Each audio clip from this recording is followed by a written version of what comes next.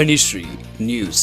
ಕರ್ನಾಟಕ ರಕ್ಷಣಾ ವೇದಿಕೆ ನಾರಾಯಣಗೌಡರ ಬಣ ಉತ್ತರ ಕನ್ನಡ ಜಿಲ್ಲೆ ದಾಂಡೇಲಿ ತಾಲೂಕು ಘಟಕದ ವತಿಯಿಂದ ದಾಂಡೇಲಿಯಿಂದ ಗೋವಾ ರಾಜ್ಯಕ್ಕೆ ಬಸ್ ವ್ಯವಸ್ಥೆ ಮಾಡಿಕೊಡುವುದರ ಕುರಿತು ಮನವಿಯನ್ನು ಸಲ್ಲಿಸಲಾಯಿತು.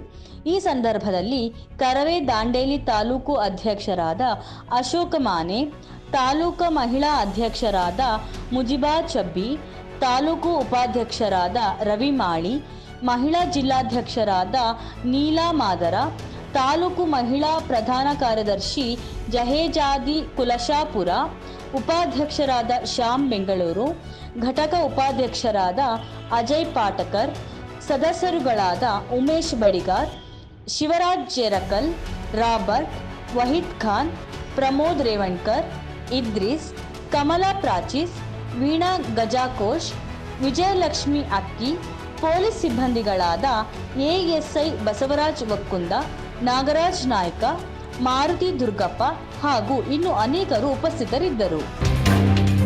ಧನಿಶ್ರೀ ನ್ಯೂಸ್.